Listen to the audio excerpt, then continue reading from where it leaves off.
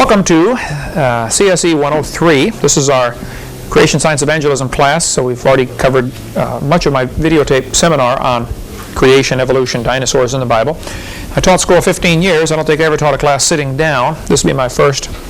You're going to need to sit down for this one. If you're watching this on videotape, this will be very politically incorrect. We're going to cover how the theory of evolution ties in with communism, Marxism, Nazism, racism, the New World Order coming soon to a city near you. We will discuss some things that I'm sure some people will get upset about. Feel free to call me. I try to document everything I say. I have read mountains of books on this topic. So this ought to be very interesting on what's coming soon. People are nervous. What's going on in the world? You know, it seems like there's a race toward a one world government. Well, the Bible predicted this would happen 2,000 years ago, and it's happening.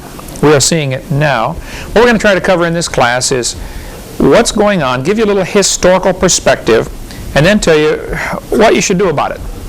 Yes, we have a new world order coming. It's going to be evil. It's going to be wicked. Christians are going to be persecuted and killed. It's coming. What should we do about it? You folks in the military are going to be required to do things that you shouldn't do. What's your decision going to be? So, let's get started here. Evolution, Satan's religion to destroy humanity. During the Civil War, a fellow decided he did not want to get involved in the war. The battlefield was moving his way, the battle was, and so he didn't want to get involved. So the guy put on a Yankee coat and rebel pants and decided, now nobody will bother me. They'll think, you know, I'm on both sides. Well, after the war, after the battle, he was found dead with his Yankee coat full of rebel bullets and his rebel pants full of Yankee bullets.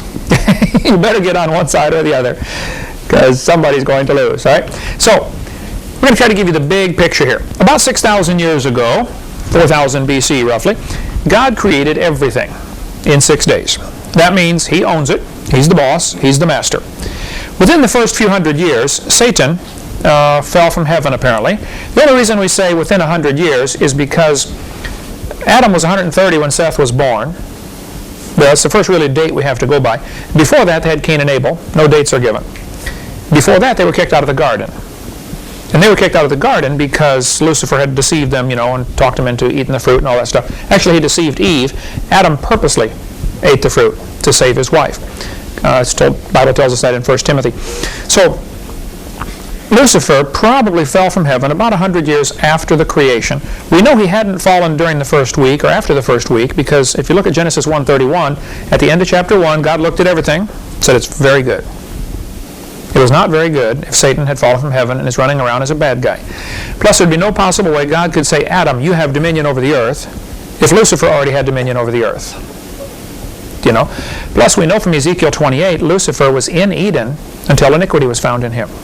So those are the different clues you can put together and come up with a date of about 100 years after creation when Lucifer decided to rebel. And we'll get into more of that in a minute.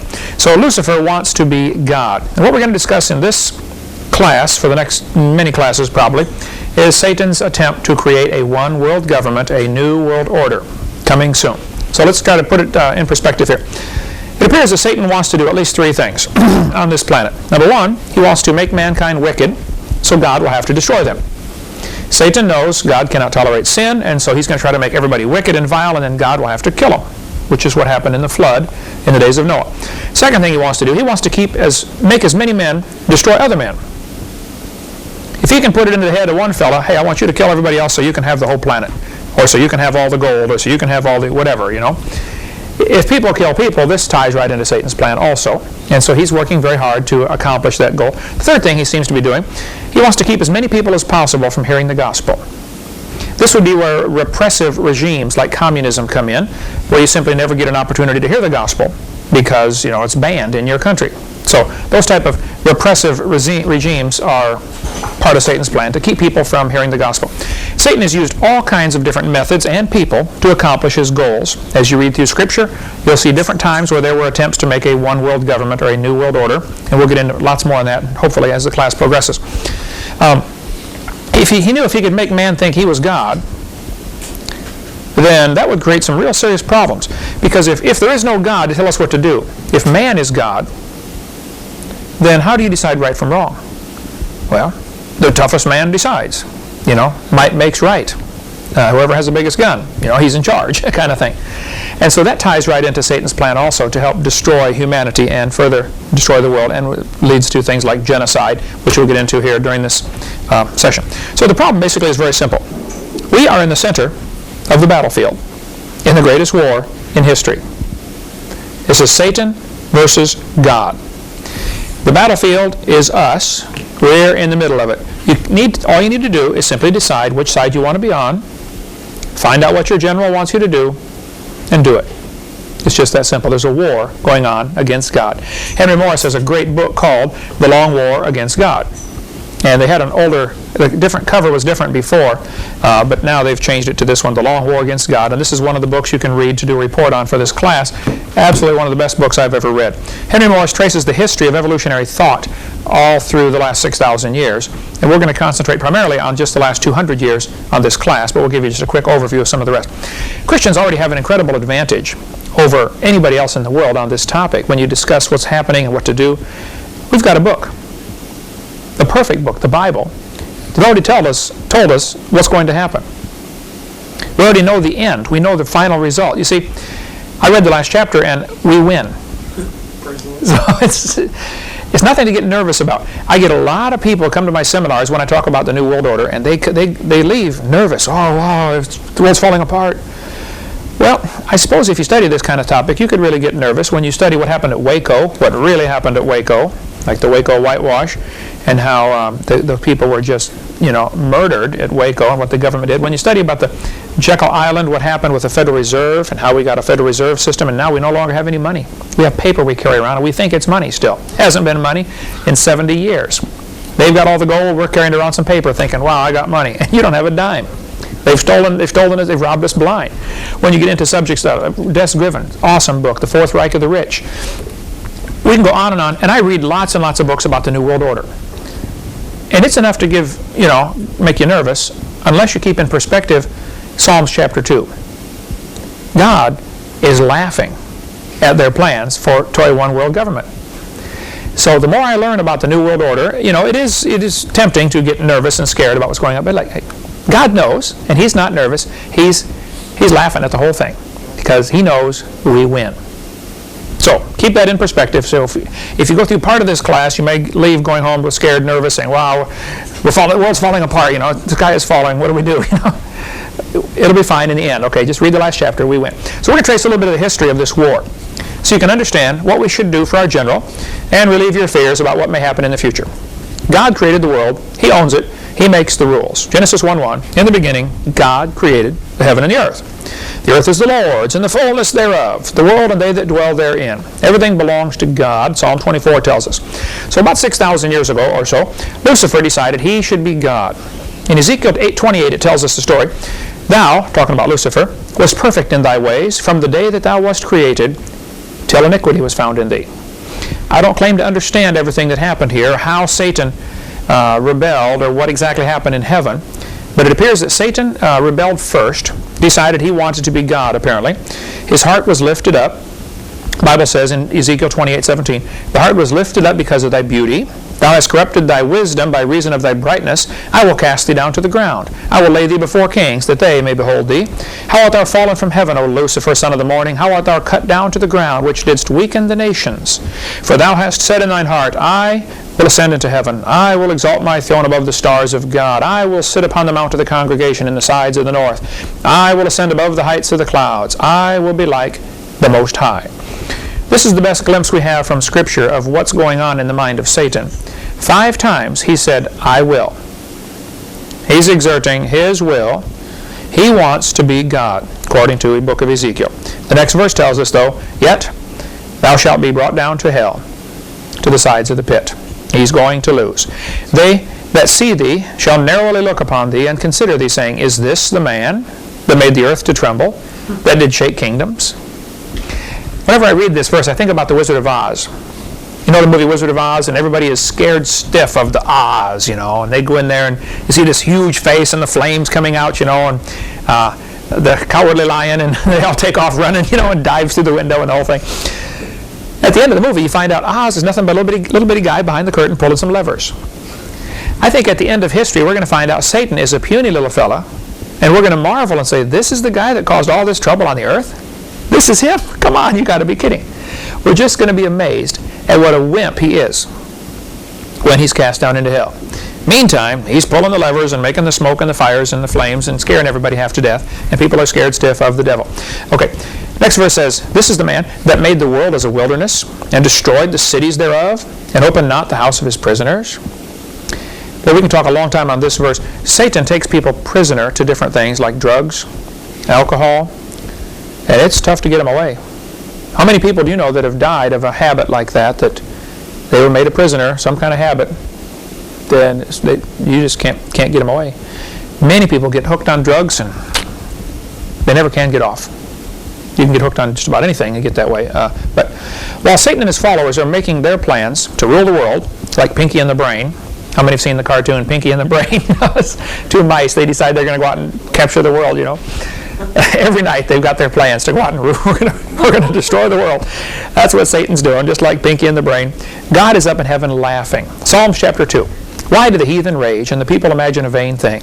The kings of the earth set themselves, the rulers take counsel together against the Lord, against his anointed, saying, let us break their bands asunder and cast away their cords from us.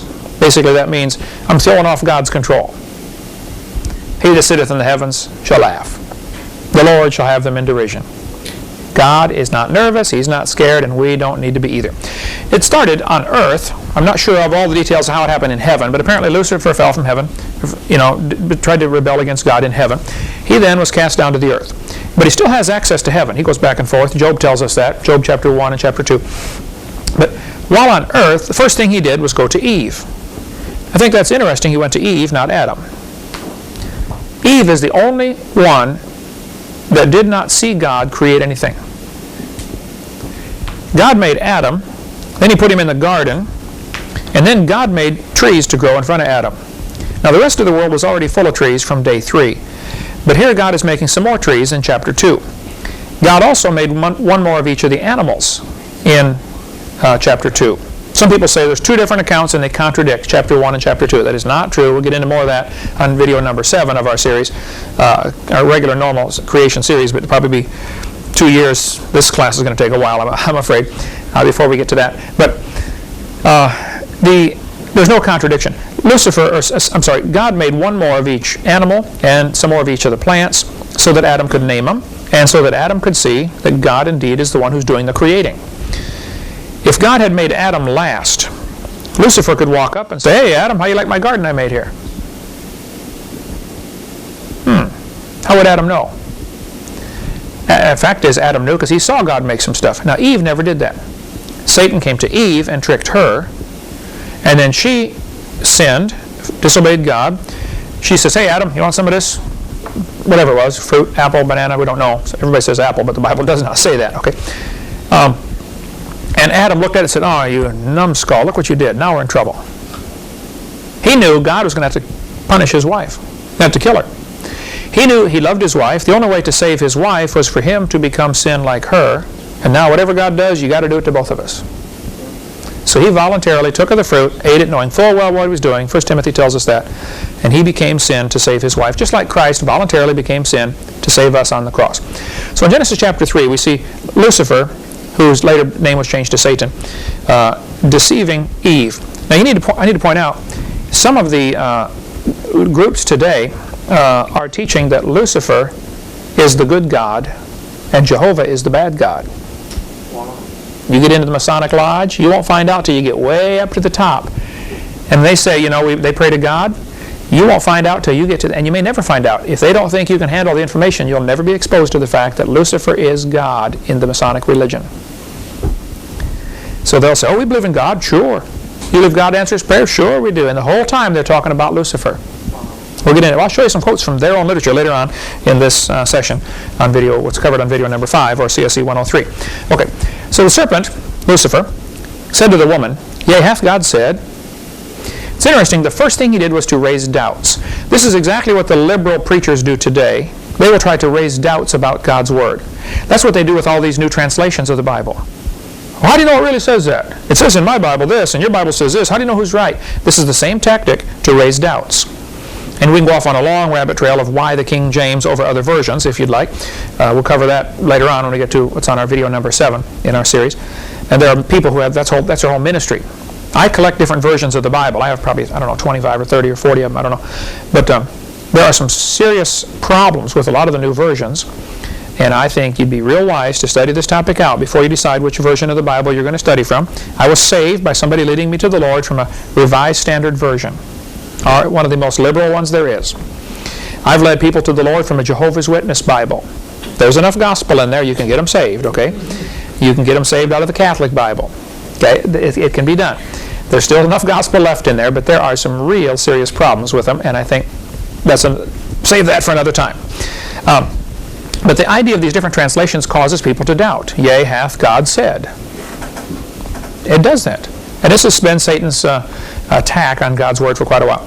Then the next thing he said to the woman, he said, ye shall not surely die. He's gone from just raising doubts, hath God said, to denial. So the 3 steps here are always the same.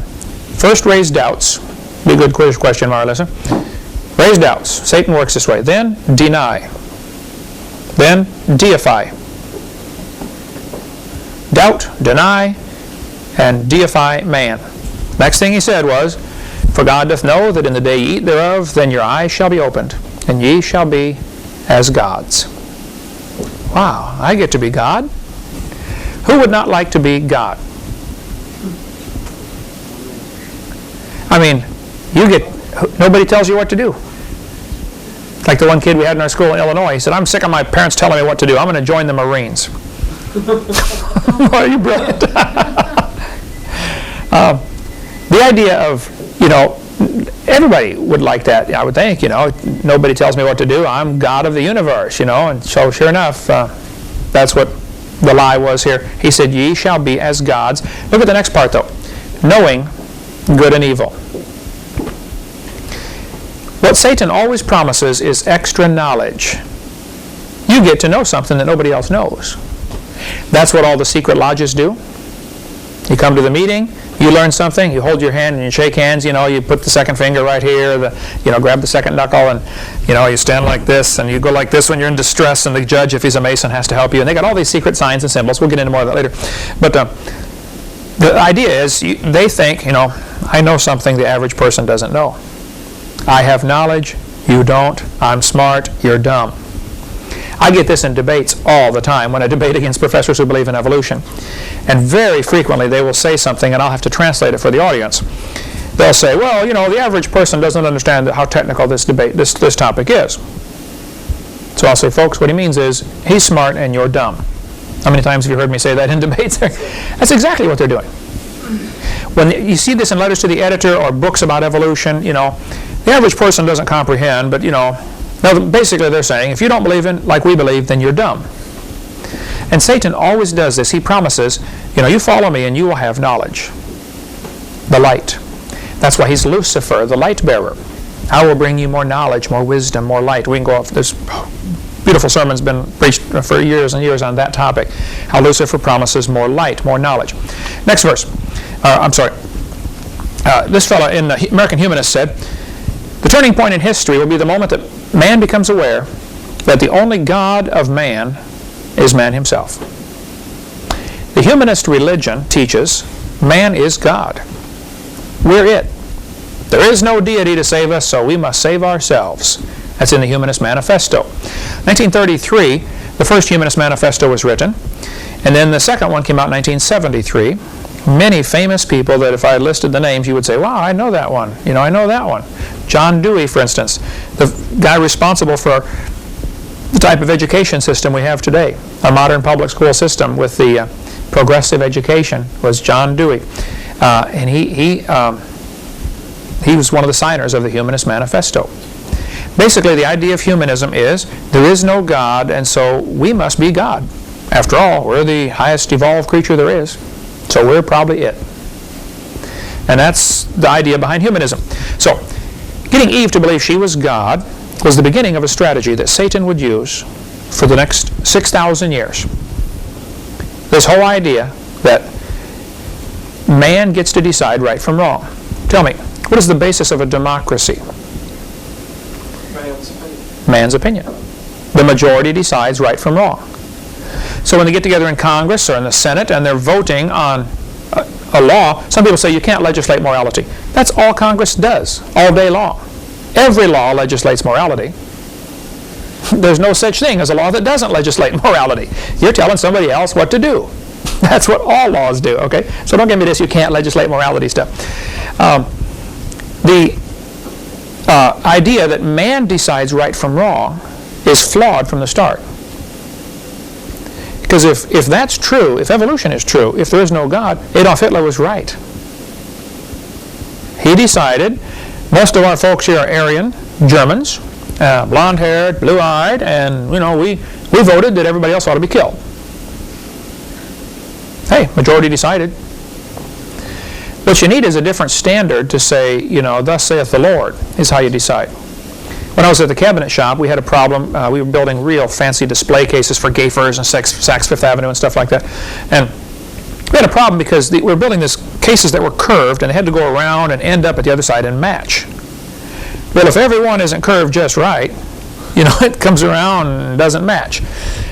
And so here I was in charge of the first department that cut out the wood and put them together. We sent it on to get the lamination and paint and lights put in and stuff like that. And we were having a problem. It wasn't bad, but they were coming off. They were off by, say, half an inch by the time they got around the circle. So I traced the problem down as I racked my brain over it and found out that every person in my department was measuring their pieces as they cut it. The rulers were slightly different.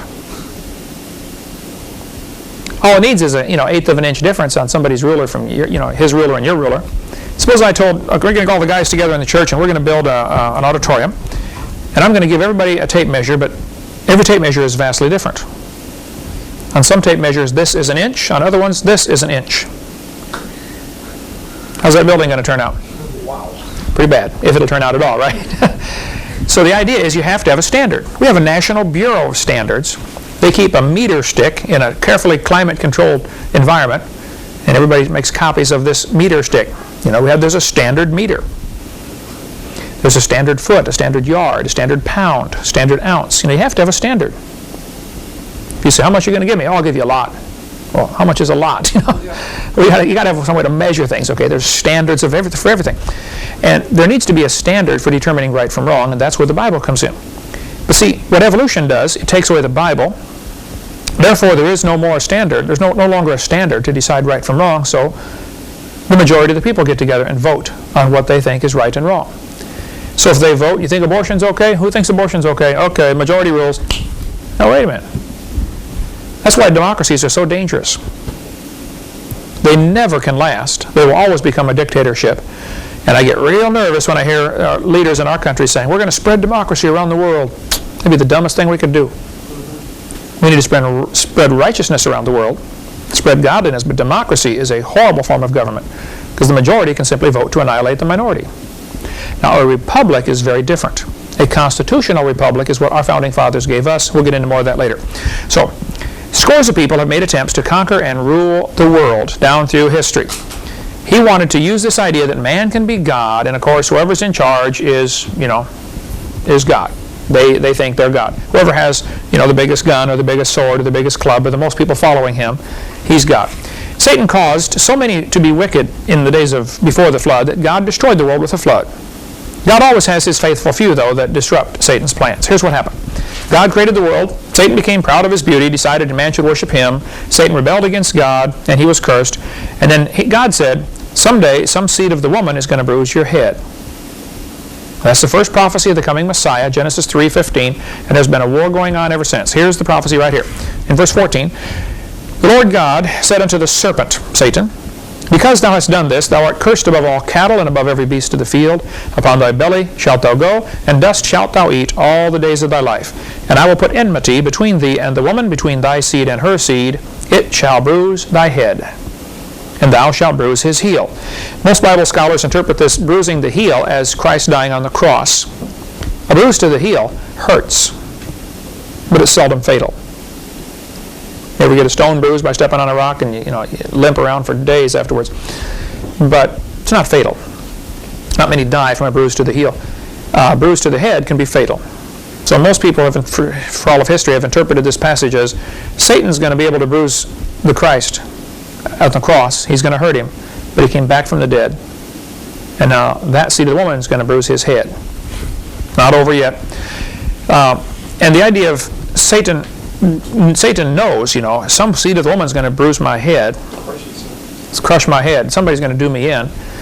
So he decided to kill every human being on the planet. He wants to utterly destroy humanity any way he can. Just like when Herod wanted to kill baby Jesus in Bethlehem.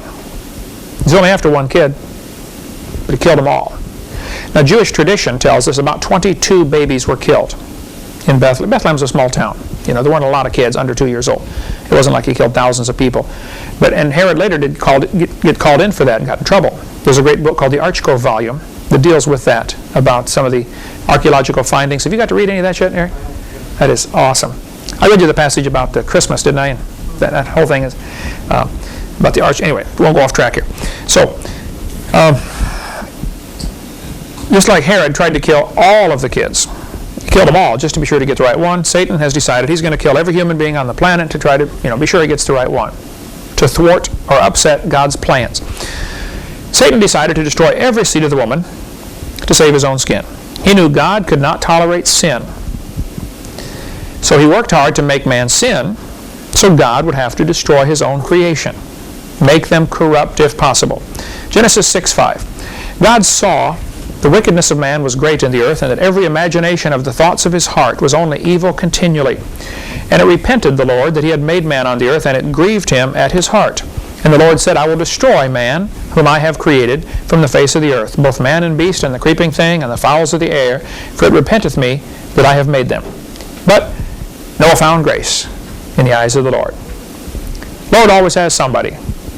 Remember when the prophet thought he was the only one alive that was serving God? He ran away, from Jezebel, and ran for about 100 miles, I believe, and finally stopped under a juniper tree, and he's feeling bad, feeling sorry for himself. And the Lord said, hey, Elijah, I've got 7,000 that have not bowed the knee. You're not the only one. And about the time you feel like I'm the only one that loves God, there's a lot of people out there that love God. I'm an independent, temperamental, fundamental, right-wing, radical Baptist, but I'll be the first one to say there are some Lutherans that love God, and some Methodists, and some Presbyterians, and there are all kinds of denominations where there are folks that really, really love God and are really going to heaven. Now they have to join the Baptist church when they get there, but they do get to go. They do get to go to heaven. So, after the flood, Satan got right back to work corrupting people. Didn't take him but 100 years or so, and Nimrod comes along and decides, hey, God said spread out, take over the world. No, we're staying right here. I'm going to lead my kingdom. And he built the Tower of Babel, to get a new world order. Lots of folks have tried this. Tower of Babel, shortly after the flood. Now, the Bible doesn't tell us when, okay? You can get a few clues together and say probably within the first 200 or 300 years is when the Tower of Babel incident took place. Some people have speculated that when the Bible says in the days of Peleg, the earth was divided, that's talking about divided by languages. Some people think in the days of Peleg, the earth was divided as in they decided, hey, there's so many folks, we better survey the property and see who gets what. Divide the land up. This is your part, this is my part. Let's put up a few fences here, or put some borders up, okay? Some people think the continents moved. I don't buy that for a second, because if you move a continent 6 inches, it kills everybody on the world, It'd be a tidal wave, go around the world 10 times, and kill everybody. So I don't think that's possible. But, some people really hold to that theory that the continents moved away from each other, and that would be, I think, tough to explain physically. There's all kinds of theories. We'll get into more of that later when we get into what's on video number 6 on our Hovind theory about the flood. But Tower of Babel was the first attempt after the flood to create a one world government. Then God divided them up by languages. They spread out, which is probably the best thing ever happened to humanity. Because you just can't get everybody together to develop a one world government. It's really tough. The language barrier has kept it from happening. So even though, you speak Russian and some people, and you work with people all day long, speak different languages, I know it's frustrating, but it's probably the best thing God could have done, to keep us from killing ourselves a long time ago. There would have been a world dictator a long time ago had it not been for that. So then you have Babylon. Nebuchadnezzar comes along as the first world ruler to conquer a large chunk of the world. There's an interesting story in the book of Daniel. If you're going to study prophecy, what's going to happen in the future, you really need to start with Daniel.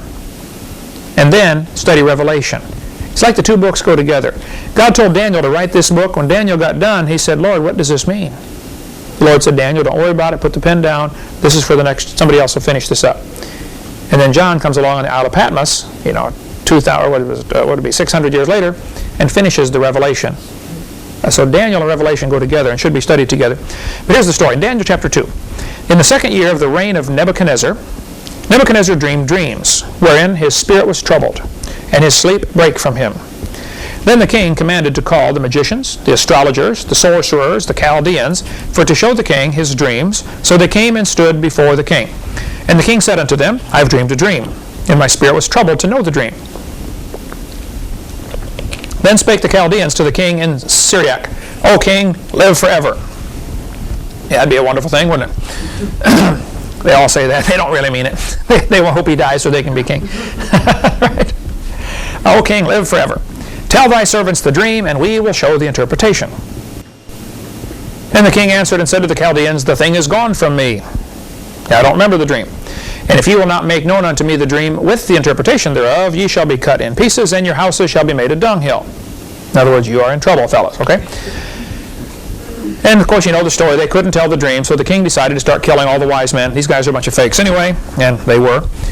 And along comes Daniel. Yeah, Daniel's in an unusual situation here. He and 7,000 of his schoolmates had been taken away from their home, taken away from their country. Probably their families were killed. Thousands and thousands were killed. They bring them to Babylon. These kids are all teenagers, 16, 17, 18 years old roughly. They make them eunuchs. Look that up in the dictionary. They give them different clothing to wear, make them learn a new language, and subject them to slavery. I mean, you have zero authority, zero rights. I mean, what future do you have? Daniel decides, hey, I'm going to make the best of a bad situation. I'm going to try to do the best I can. Sometimes you get yourself in a situation where you say, okay, I'm here, what do? Let's just do the best with what we got. Other people get in a bad situation, they get falsely accused, they end up in jail, and they get bitter. Some people get better, some get bitter. Joseph in the Bible is a good example. He's falsely accused by his master's wife. Here he has already been sold by his brothers to be a slave. Things aren't going too well for Joseph in life. Ends up in jail for 13 or 17 years. I think he was 17 when he went, and he was in for 13 years, 30 altogether. 13 years in jail for doing nothing wrong. Decided, hey, let's make the best of it. Sometimes you just have to get yourself that attitude of, okay, things aren't going well, let's do the best we can. Johnny Erickson Tada, 17 or 18 years old, dove in, broke her neck, paralyzed, waist down. Neck down, yeah, neck down. What am I going to do? Well, let's learn how to type and let's write books. All you can do is move your head, put a pencil in your mouth and type. Hey, okay, you can get bitter about it if you want, but you might as well get better and hey. And she paints, yeah, and has a radio program, sweet, godly spirit. Anyway, so Daniel then comes in and says, hey, king, I can not only tell you what the dream was, I can tell you what it means. Now, as you read Daniel chapter 2, it's interesting. Daniel really gives a good testimony for the Lord. He said, it's not in me, O king. The God in heaven, who rules everybody, including you, has told me this dream. Nebuchadnezzar didn't like the idea of anybody telling him what to do, but little Daniel, this eunuch servant boy, is about to tell the king a message from God. I love this chapter. We'll take that up after a quick break. Daniel chapter 2. Well, let's take up again here. Let's talk about Nebuchadnezzar's dream, what Daniel interpreted for him, and see how it ties into us today. Here's the goal, Daniel chapter 2, verse 31. Thou, O king, sawest, and behold, a great image. This great image, whose brightness was excellent, stood before thee, and the form thereof was terrible. The image's head was of fine gold, his breast and arms of silver, his belly and thighs of brass, his legs of iron, his feet part of iron and part of clay. Thou sawest till that a stone was cut out of the mountain, cut out without hands, which smote the image upon his feet, that were of iron and clay, and brake them to pieces. So the statue that he saw is basically the head of gold, chest and arms of silver, belly and thighs of brass, legs of iron, and feet of iron and clay mixed together. This was symbolic of the next 5 great kingdoms to come on earth. Later on, if you read the book of Daniel, Daniel says, Nebuchadnezzar, thou art the head of gold. Now it's interesting, each of these metals, gold, silver, brass, iron and clay, become less valuable. Gold is the most valuable, and Nebuchadnezzar had the most pure form of dictatorship, I guess. I mean, he was the law. They didn't vote on anything. All he had to do was decide, I want you to kill that guy right there. Yeah, but I'm going to appeal. To who? To me? Okay. Well, hear the case again. You're still going to the prison or whatever, Nobody told him what to do. When you get to the arms of silver, you're talking about the Medo-Persian Empire, which was the second great world empire. They wanted to rule the world. But their king was not an absolute dictator. I mean, they had laws, and he had to abide by the law. And even when the king decided, he was tricked, and they were going to throw Daniel in the lion's den and all this stuff, the king was tricked and bound by his own laws. Nebuchadnezzar never would have been bound by his own laws. He just would simply change his mind. Then you get to the belly and thighs of brass. This is symbolic of the Empire of Greece, Alexander the Great, who ruled all the known world, and died at age 30 or 32, and said, "Oh, I wish I had more kingdoms to conquer. Nobody else to beat up. Got them all." But brass is not near as valuable as silver. Then you get to the legs of iron, and notice there are 2 legs. This most Bible scholars interpret as being the iron legions of Rome, which split into the eastern and western divisions, one at Rome and one at Constantinople. And then you get to the 10 toes on the image's feet, which has iron and clay mixed. Iron and clay don't mix. Partly strong, partly weak. This, almost all Bible scholars will tell you, is symbolic of the last kingdom that the world's going to see. Last human kingdom is going to be a revival of the Roman Empire. Probably something like the European Common Market. 10 kingdoms are going to get together, try to give all their power to one person, and it's not going to be very good. It's going to be a dud. The iron legions of Rome would just stomp on anybody who got in their way. They rolled over everybody that opposed them. The iron and clay mixed together, this final kingdom is going to be weak. A lot of people are really nervous about the New World Order and it's going to be iron and clay. Okay, it's not going to work. It's going to rule for a short time and be destroyed by the stone cut out without hands. Now that's interesting. Jesus Christ is the chief cornerstone. We'll get into more of that later. In Daniel chapter 2, verse 35, it says, "Then was the iron, the clay, the brass, and the silver, and the gold broken to pieces." Now remember, the stone cut out from the mountain, we see later, hit the image on the feet and crumbled the entire thing, all the way up to the head. This is Nebuchadnezzar's thinking, wow, that's right, I remember that in the dream. Yeah, that's right, He had forgotten the dream and sure didn't know what it meant. All he knew was he woke up scared, So Daniel's telling him the dream and telling him what it means. So let's keep reading here.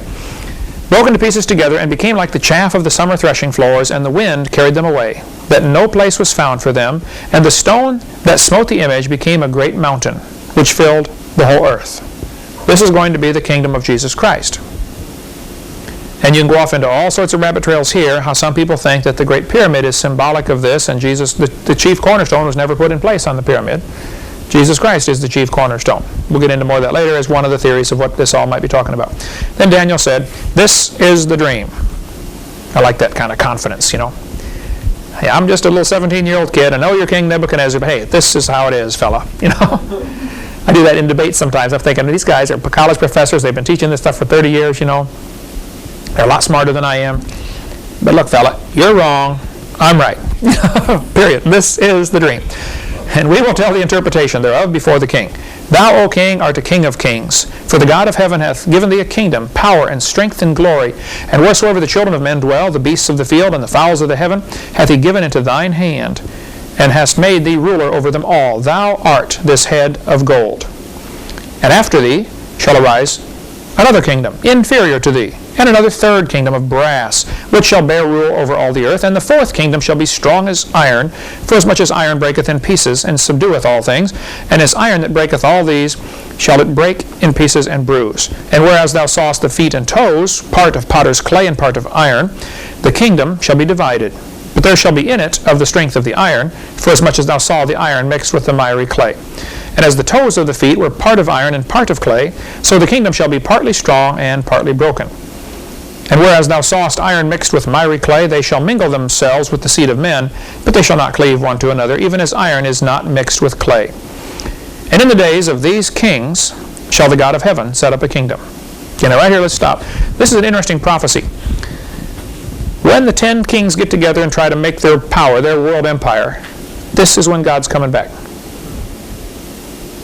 And he's going to set up his kingdom. So people who study scriptures are getting excited, saying, boy, we must be getting awfully close. Now, the European common market might not even be. We might have 500 more years. Okay, what they're attempting to do in Europe with a unified Europe and all this, it may all fall apart. Okay, there have been many attempts at world empires before, and they have disintegrated. I would not stick my neck out and say, boy, this proves the Lord's coming back, tomorrow at 10 o'clock in the morning. I don't have a clue when he's coming, and we might have a long time. If the Jewish calendar is right, the Hebrew calendar, they say this is the year 5760. Well, then we've got, if 6,000 means anything, we've got 240 more years. One guy wrote a book, 88 reasons why the Lord will come in 88. Well, that was a while ago, he missed it. Then he revised it and had a pamphlet out, 89 reasons why the Lord will come in 89. And the 89th reason was? I don't remember. Because he didn't come in 88. Was that the 89th reason? Okay. That's dumb. Okay, don't do that. I don't know when the Lord's coming. I tell people, we figure the Lord's coming back 2,000 years, from the birth of Christ. This is the year 2001 now, but the Lord might be, we know our calendar is 5 or 6 years off, okay? Not too many folks argue about that. Christ was born in 4, 5, or 6 B.C. So our calendar is off for sure. So this is already the year 2007 or 8, okay? Oh, we missed it. So we missed it, yeah. Well, the Lord might be coming back 2,000 years from the resurrection instead of from the birth. I mean, why would we figure from the birth of Christ? Why not from the resurrection? Or why not from the triumphal entry into Jerusalem? Maybe that's the significant. And I tell folks, I don't want to hurt anybody's feelings or disrupt anybody's book sales on 88 reasons why the Lord will come in 88, but maybe God's not even using your calendar. Maybe he has his own, okay? So don't sell your clothes and go stand on a mountain and say, okay, the Lord's coming, today, now, because you might stand there embarrassed. Okay, let's go on here. And in these days shall the King of heaven, shall the God of heaven set up a kingdom, which shall never be destroyed.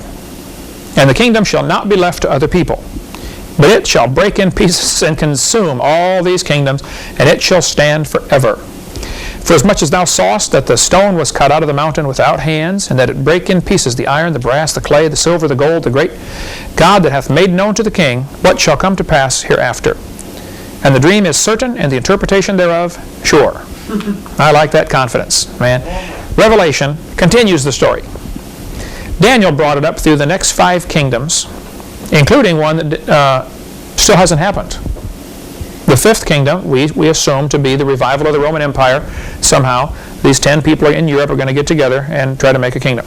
Dr. Henry Morris has a great book, The Long War Against God, that deals with the history of evolutionary thought from Satan in the Garden of Eden all the way up, including the rise of various different Eastern religions, which really is the same thing. The idea that man gets to be God.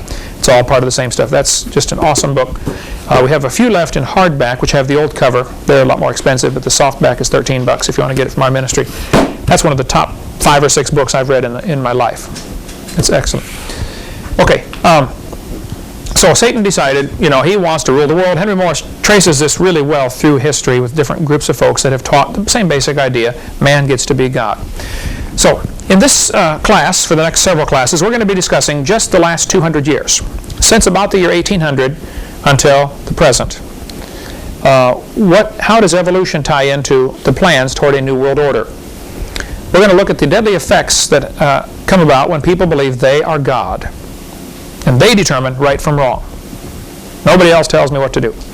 Well, first we're going to review a little bit of what we covered on part 4, seminar tape number 4, which would have been class CSE 102.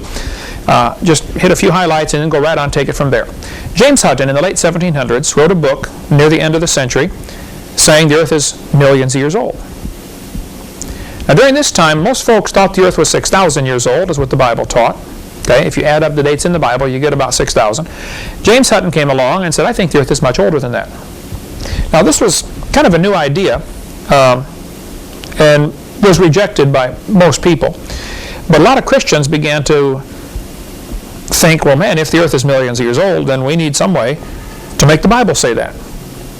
So they started compromising the obvious teaching of the Bible and invented the gap theory, the day-age theory, progressive creation, all that kind of stuff. And there are still thousands of some really good Christians who have fallen for that right now. The Dake's Study Bible teaches it. Pastor John Hagee on TV teaches the gap theory. Benny Hinn teaches the gap theory.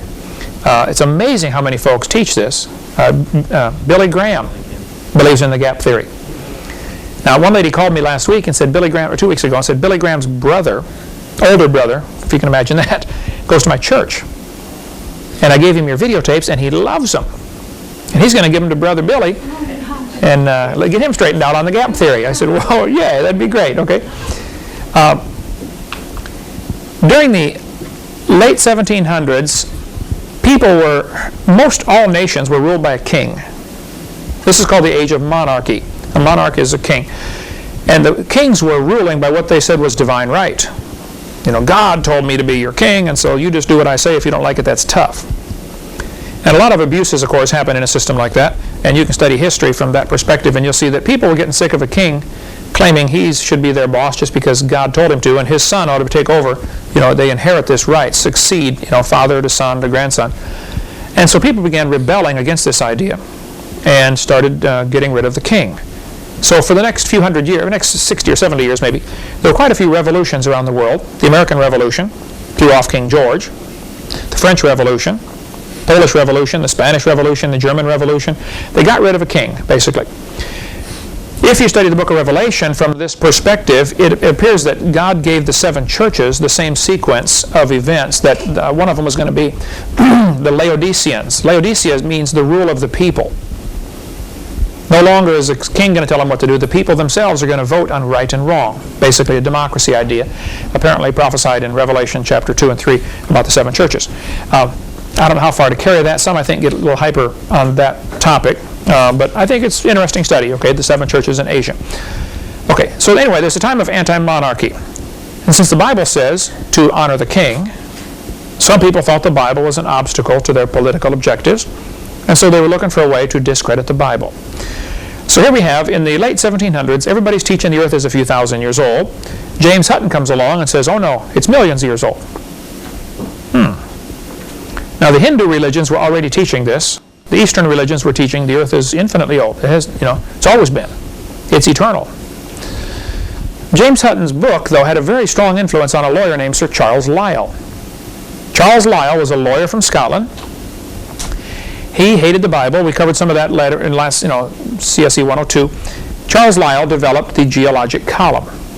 Now, other people were involved in this. A guy named Steno and Smith and Cuvier and quite a few people. Actually, a lot of Christians were involved in developing this geologic column. A lot of creationists were involved.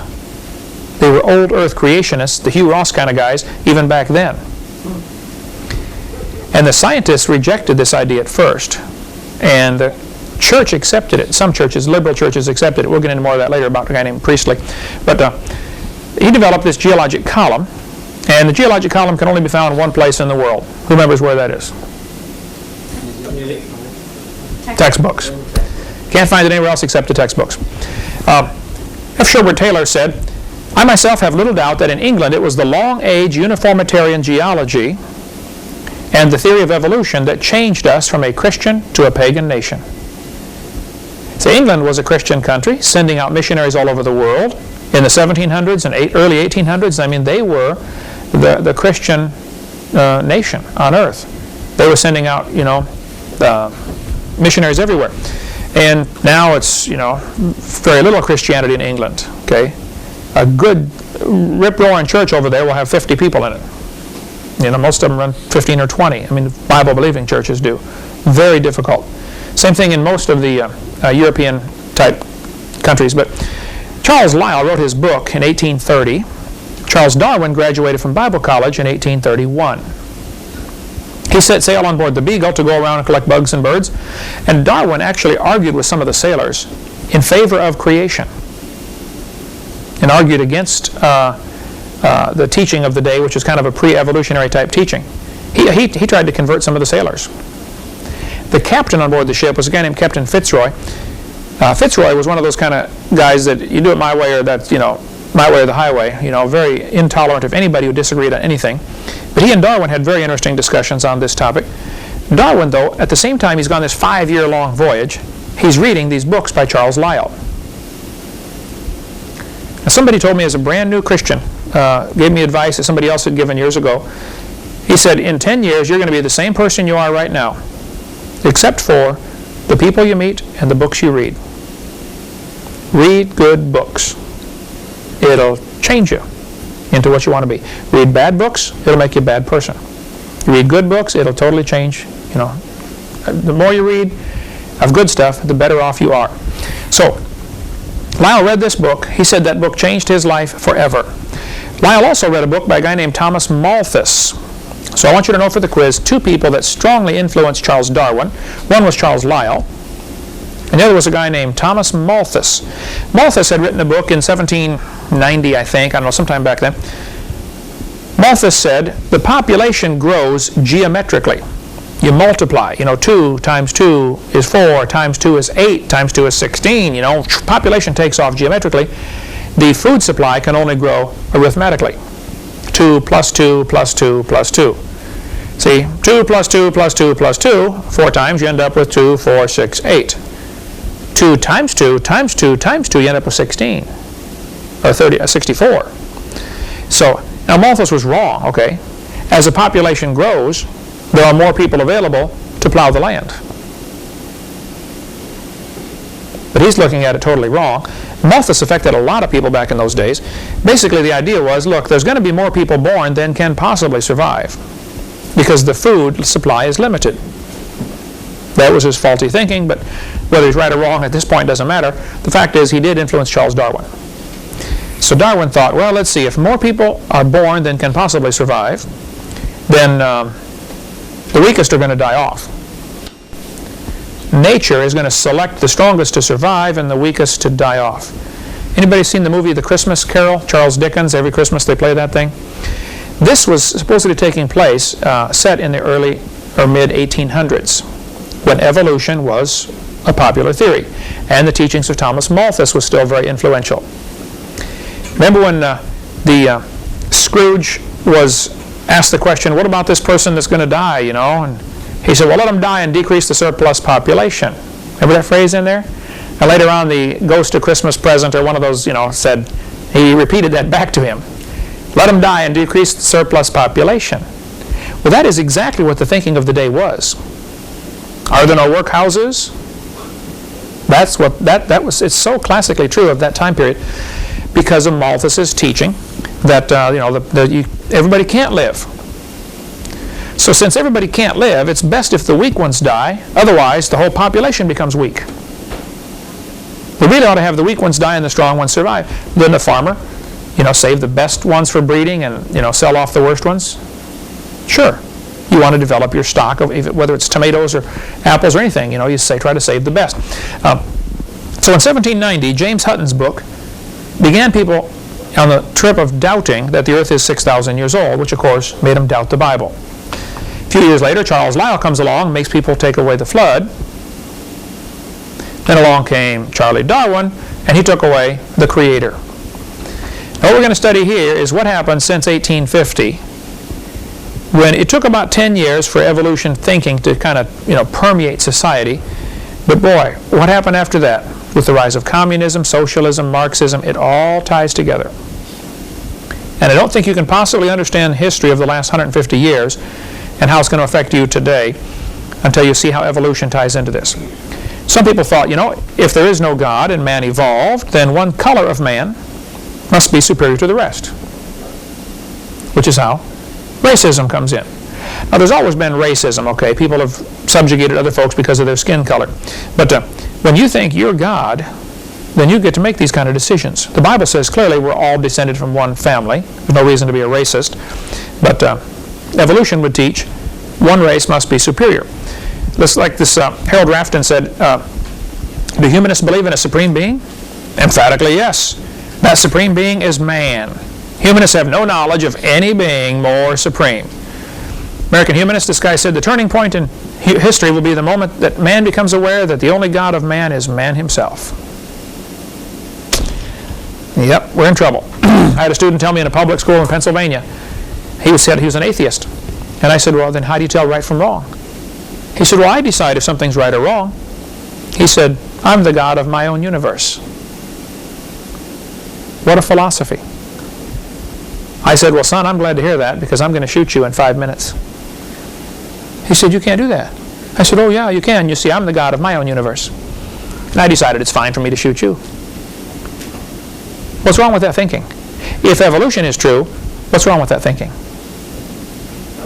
Nothing. That's the way it goes, right? Survival of the fittest, exactly right. So we're going to study now a little bit about racism and how it ties in with evolution. When we're done with this, we'll go into communism and how it ties in with evolution. Then we'll go into Nazism and how it ties in. And then into the New World Order and how it ties in. It'll probably take us about the next 55 weeks, but we'll work on it here. Here's the Charles Darwin's book. Notice the title, The Origin of Species. Now, that is not the entire title to the book. We'll get into the whole title in just a minute, okay? But almost all the books, if kids today hear about Charles Darwin's book, they're only told the title was The Origin of Species. One thing you need to know for the quiz is the real title to the book, coming up next. Now, the evolution theory came out way before Charles Darwin in 1859, okay? Charles Darwin's grandfather, Erasmus Darwin, taught the same thing. Erasmus Darwin was a medical doctor. He was so huge they cut out the table to allow a place for his belly while he ate. He had a special table, custom made, cut out, just so he could sit there and eat. But he really he rejected God, rejected all sorts of things, and he pretty much wrote most of what Darwin wrote, and many people think that Darwin simply plagiarized or stole the work from his grandfather and claimed it as his own. Never gave Grandpa any credit whatsoever. But Charles Darwin, he came along at an opportune time for this theory to really be acceptable, whereas 60 years earlier, when Grandpa came up with it, people weren't ready to accept it. There were too many strong Christians still, around 1800. So he called it The Origin of Species. Now, you got to be careful when you get into a discussion on creation evolution. The question is not, what is the origin of species? The question is, what is the origin of kinds? The Bible says they bring forth after their kind. It doesn't say they bring forth after their species. For instance, these are all different species of monkeys. But if you stand back and look at it, you should notice one thing. They're all monkeys. It's the same kind of animal, right? I mean, obviously it's not a tomato or a banana or a horse. It's the same kind of animal. Another thing you got to question is, who is deciding what a species is? Who's making this decision anyway? And the evolutionists get all bent out of shape with me because they'll say, we have proven species can be created. I don't question that. Right, another definition. Yeah, but have you made a new kind of animal? Like the guy in Indiana. He said, I've got proof for evolution. I said, oh really, what is it? He said, I'm working in the laboratory right now on soybean plants, and we have created soybean plants that are resistant to frost. Totally new species. I said, oh, that'll be handy. I mean, that's good. But what'd you start with? So I had a soybean plant. I said, oh, what do you have now? Soybean plant. I said, I'm sorry, sir. That's not a new kind, okay? So you might have decided it's a new species, and I'm proud of you, but that's not a new kind, okay? It's still a plant. Watch what this textbook does. This is Heath Biology, 91 edition. Darwin published his findings in a book titled On the Origin of Species by Means of Natural Selection. They still don't give the whole title. Now, back in the 1800s, it was very common for the title of your book to be real long. Today we try to make them, short. But they had real long titles back in those days. Here is the title from the title page of Charles Darwin's book. The Origin of Species by Means of Natural Selection, or the Preservation of Favored Races in the Struggle for Life. Who can tell me? You need to know the year this book was published, 1859, for a quiz. When did the American Civil War start? 1861. So what's going on in America in 1859? Slavery, right? So when this book comes out, those people who are for slavery, of course, are thinking, wow, here's a perfect way to justify what we're doing anyway. Darwin is proving scientifically that one race is superior to another. And of course, since I'm white, I know it's the white people. The black people, of course, thought the blacks were superior. The Chinese thought the Chinese were superior. But this book really, now this didn't create racism, okay? But this book coming out in the mid-1800s is like throwing gasoline on a fire. Racism was now justified. Favored races. By the way, back in the Old English spelling, oftentimes they put a U in. Same with the color. The word color, C-O-L-O-U-R, is proper spelling, as is C-O-L-O-R. The U is sometimes in there for, so favored races. This is not a misspelling. That's what they called it back then. Now I want to read some of these books. Seven Men Who Rule the World from the Grave, or Fourth Reich of the Rich, great book by Des Griffin, who lives in Oregon. Has written extensively about people who want to, control the world, and how that philosophies have had such a powerful impact. Charles Darwin's book was Origin of Species by Means of Natural Selection or the Preservation of Favored Races. Now even scientists today, like 1998 Encyclopedia, will say Origin of Species was not addressed in 1859 and is still a mystery in 1998. Both the origin of life and the origin of major groups of animals remains unknown. That's quite a confession. Darwin's book was The Origin of Species, but he never did discuss the origin of species. I don't know why he called it the book that, It's one of the most boring books you ever read. I've got it if you want to try to read the thing. Absolutely boring. The guy's a lousy author, a lousy scientist, lousy thinker, in my humble opinion.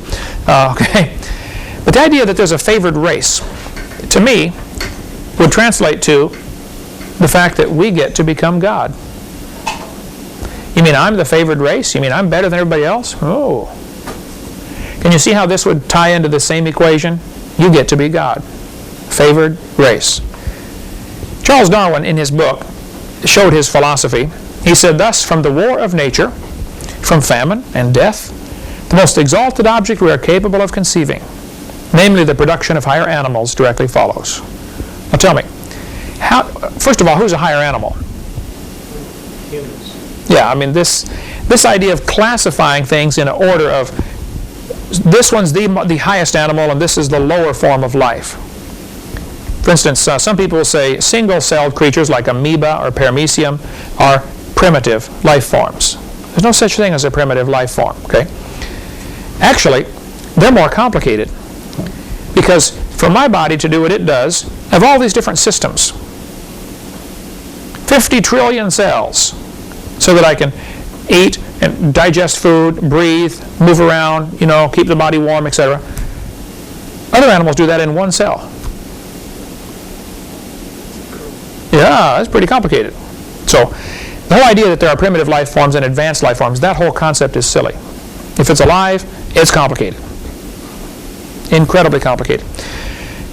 But Darwin's philosophy was that the way you get these higher animals is through suffering, war, misfits, death, cruelty.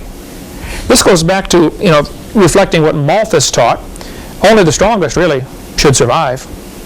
That's what's best for the species, okay, if the strongest survive. Darwin thought that natives were just advanced animals. Now back in 1859, we had slavery in our country. Racism was popular. It was accepted. It was still wrong, but it was happening. You bought and sold Negroes like slaves. Henry Fairfield Osborn is a name you ought to learn. He was the director or curator of the American Museum of Natural History. He was one of the guys that was going to come in and testify during the Scopes trial and give evidence for evolution.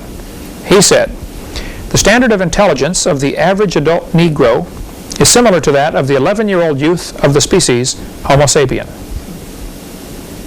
Now, if a teacher said that in class today at the University of West Florida, what would happen? He's shot, right? He'd certainly be fired and probably shot, right? Oh, Jesse. I'd go get him, wouldn't he? Oh, Jesse Jackson. The guy's a racist. And yet he was one of the strong promoters of evolution back in the 1920s. But most of the museums exist to promote evolution. Many museums were founded by people who believed in evolution and who left behind large chunks of money saying, I want you to start a museum to spread this religion. That's basically what it amounts to. Okay? Thomas Huxley, he's the guy that made Darwin popular. Darwin wrote his book, published it, and went and hid. Huxley went around publicly preaching evolution. Huxley said, no rational man, cognizant of the facts, believes that the average Negro is the equal, still less the superior, of the white man. Now keep in mind, he's saying this back in 1871. Civil War is over, slaves are freed. Did that stop racism? 1960s, we still had trouble in this country. Black people sat on the back of the bus, right? Separate bathrooms, separate schools, segregation. This Priestley said, the black people of Australia, talking about the Aborigines, exactly the same race as the African Negro, cannot take in the gospel. All attempts to bring them to a knowledge of the true God have as yet failed utterly. Poor brutes in human shape, they must perish off the face of the earth like brute beasts. You ever see the movie Quigley Down Under? Mm-hmm. They hired this Quigley guy to come in and shoot Australian Aborigines because he thought they were inferior. They're just an animal. I was out soul winning one night in Longview, Texas. I had a bus route in an all-black neighborhood. For 17 years, I drove a church bus and picked up black kids and brought them to church. Had a wonderful time. Loved it, okay? Many times I'd be out there at midnight, the only white guy in the whole complex, A little nervous once in a while, but hey, I had a wonderful time. Loved it. I've brought thousands and thousands of black people to church and to the Lord, okay? Got them saved. But I'm out there, I couldn't sleep one night, so I got up 2 in the morning, drove down to my bus route to go visiting, because there's always folks up at 2 in the morning in the black neighborhoods, And this one guy was drunk. He was turning his car, thinking he's going down the road, but he drove down the railroad tracks instead. Turned too soon. He drove about 20 feet, and the rails bottomed out, stopped his car, so he's stuck. And the drunk guy's out there trying to figure out, well, how come my car won't move, So I thought, man, a train's going to come and plaster this guy all over the county. So I got out of my car, not on the tracks, and I walked down to help this guy. A couple of other folks stopped, and we went down there and tried to push the guy's car backwards. And I got talking to one of the men who stopped to help, and he said, what are you doing out here? This is a dangerous neighborhood. I said, no, this is my bus route. I come here all the time. I know most of these folks. He said, your bus route? I said, yeah, I drive a bus in here bringing these folks to church and, tell them about the Lord. He said, these folks are all black. I said, well, not the palms of their hands. He said, black folks don't have souls. Wow. And that was when? This was Texas. My kids were little, so 20 years ago. I said, black people don't have souls. I said, are you part of the KKK? He said, yeah, how'd you know? Just a lucky guess, The idea that black people don't have souls is still being taught today, folks. Okay? Racism's not over. Now, Charles Kingsley, was an Anglican priest who promoted Darwin. If it hadn't been for Kingsley talking other Anglican priests and church people into believing in evolution, it probably would have been a dud as a theory. Priestley's the primary guy who got the church people to believing in evolution. So put his name down as a quiz question. Who's the Anglican priest that promoted evolution? The scientists rejected Darwin's idea. You think a people can come from a rock? Yeah, right. Nobody believed that. Priestley got all the church people believing in it, and pretty soon this evolution theory spread around, and Charles Kingsley, I keep saying Priestley, Kingsley was the Anglican priest who promoted this crazy idea. Back in this time, Africans were bought and sold like slaves. They packed them into ships. Here's an example of how they would loose pack them. The ship was allowed to carry 454 slaves. We had 451 on this voyage. On one voyage, she carried 609. Many times, slaves died on the trip. They just chained them to the deck. You didn't get up. You stayed right there for 2 weeks. Got to go to the bathroom? Go ahead. You're staying right here for 2 weeks. Many died. When slavery became illegal, or things, sometimes slaving ships would chain them all together, and if they thought they might get caught, bring them up on board, push them overboard, drown them all, just so you don't get caught carrying a cargo of slaves. Here's an example of how they would loose pack them so more would survive. They honestly considered them like cows or sheep. It's just an animal. They thought they didn't have souls.